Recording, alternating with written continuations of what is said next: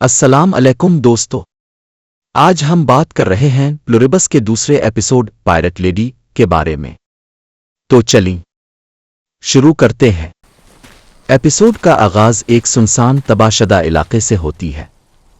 گلیاں سڑکیں جلی اور ٹوٹی ہوئی ہیں اور ہر طرف مردہ جسم پڑے ہیں۔ لوگ خاموشی کے ساتھ لاشیں اٹھا رہے ہیں جیسے ہر کوئی بہت احتیاط سے کام کر رہا ہو۔ ایک عورت جسے بعد میں ہم جانیں گے اس کا نام زوشیا ہے، وہ ایک جلتی ہوئی اور الٹی ہوئی کار سے لاش اٹھاتی ہے۔ اسے دوران ایک آدمی اس کے قریب آتا ہے اور لاش کو احتیاط سے کچھ کپڑوں میں لپیٹ کر پینل وین کے پچھلے حصے میں رکھ دیتا ہے جہاں پہلے سے کئی مردہ جسم پڑے ہیں۔ زوشیا اس منظر کو ایک نظر سے دیکھتی ہے اور پھر وین سے دور ہو کر اپنی راہ اختیار کرتی ہے۔ وہ اسکوٹر پر بیٹھ کر آگے بڑھتی ہے، خاموشی کے ساتھ شہر کے سنسان راستوں سے گزرتی ہے اور ایئرپورٹ کی طرف روانہ ہوتی ہے۔ وہاں پہنچ کر وہ کارگو طیارے میں سوار ہوتی ہے، طیارے کے کیبن میں بیٹھتی ہے اور خود اسے اڑانے لگتی ہے جیسے یہ مکمل طور پر اس کی ذمہ داری ہو۔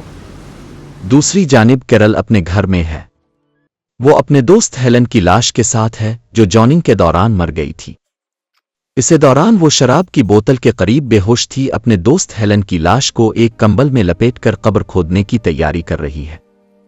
کیرل کے چہرے پر گریف اور گلٹ صاف نظر آتا ہے اور وہ نئی دنیا کی حقیقت سے مقابلہ کر رہی ہے۔ اس کے بعد زوشیا کا طیارہ آسمان سے گلائیڈ کرتے ہوئے لینڈ کرتا ہے۔ وہ کارگو پلین سے نیچے اترتی ہے، زمین پر کھڑی ہو کر ماحول کا جائزہ لیتی ہے، ہر چیز پر غور کرتی ہے اور اپنے اگلے قدم کی تیاری شروع کر دیتی ہے۔ کیرل قبر کھود رہی ہوتی ہے۔ اس کے ہاتھ مٹی سے بھرے ہوتے ہیں اور ماحول مکمل خاموش ہوتا ہے۔ اچانک دروازے پر دستک ہوتی ہے۔ کیرل رک جاتی ہے، قبر چھوڑ کر گھر کی طرف جاتی ہے اور دروازے کے باہر زوشیا کو کھڑا دیکھتی ہے۔ کیرل فوراً دروازہ نہیں کھولتی۔ وہ چند لمحے اندر سے کھڑی رہتی ہے اور باہر دیکھتی ہے۔ زوشیا اکیلی ہوتی ہے، اس کے ہاتھ خالی ہوتے ہیں اور چہرے پر کوئی جلدی یا دباؤ نہیں ہوتا۔ وہ صرف یہ کہتی ہے کہ وہ بات کرنے آئی ہے۔ کیرل آہستہ سے دروازہ کھولتی ہے۔ دونوں ایک دوسرے کو غور سے دیکھتی ہے۔ زوشیا بتاتی ہے کہ وہ جانتی ہے کیرل اب تک جونٹ نہیں ہوئی۔ زوشیا کیرل کو انفرادی سوچ میں شامل ہونے کے لیے انوائٹ کرتی ہے۔ وہ پرسکون انداز میں کہتی ہے کہ یہ سب کے لیے بہتر ہے، اکیلے رہنا خطرناک ہے اور کلیکٹیو کے ساتھ چلنا ہی حل ہے۔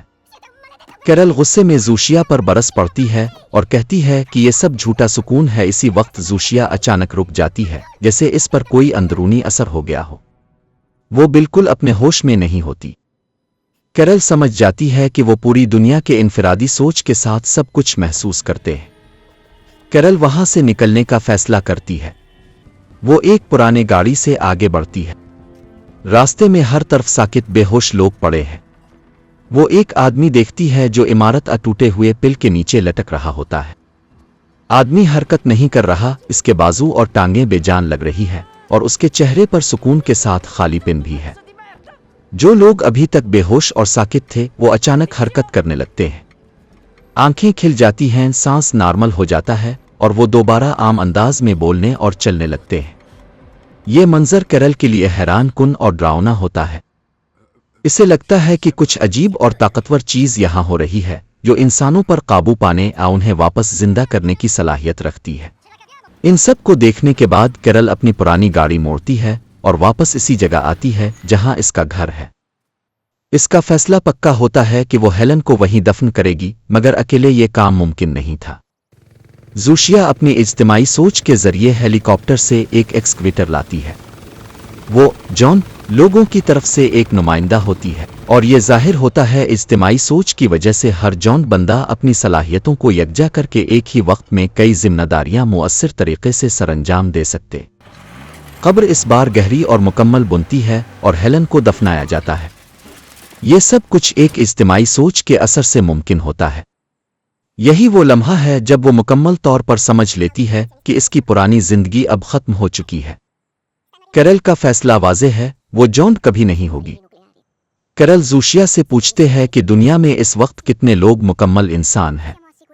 کارول کو بتایا جاتا ہے کہ دنیا میں اس جیسے صرف 12 لوگ ہیں جو اب بھی مکمل انسان ہیں۔ باقی سب ایک اجتماعی شعور میں شامل ہو چکے ہیں۔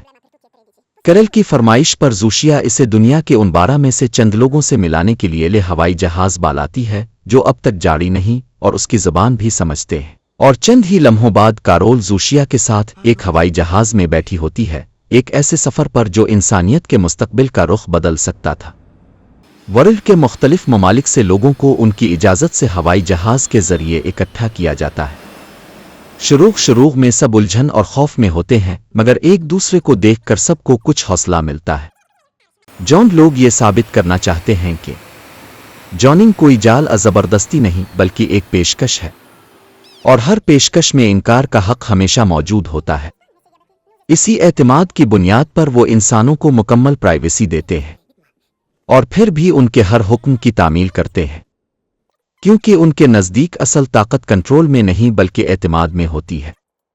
کیرل یہ سب غور سے سنتی ہے اور آہستہ آہستہ محسوس کرنے لگتی ہے کہ یہ لمحہ صرف ایک ملاقات کا نہیں بلکہ انسانیت کے مستقبل کے فیصلے کا لمحہ ہے، جہاں ایک طرف مکمل امن ہے اور دوسری طرف انسان کی اپنی شناخت، جذبات، یادیں اور آزادی۔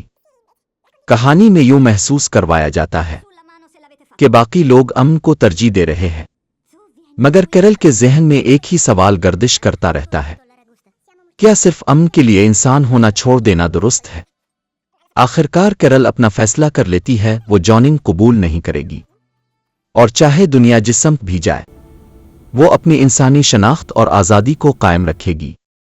اگر آپ کو یہ ایپیسوڈ پسند آیا ہو تو ہمارے چینل کو ضرور سبسکرائب کریں اور کمنٹس میں اپنی رائے ضرور دیں۔ آپ کی قیمتی رائے اور حوصلہ افزائی ہمیں مزید بہتر کام کرنے کا جذبہ دیتی ہے، اور اسی حوصلے سے ہم آپ کے لیے اگلا ایپیسوڈ جلد لے کر آئیں گے۔ تو ملتے ہیں اگلے ایپیسوڈ میں۔ اللہ حافظ۔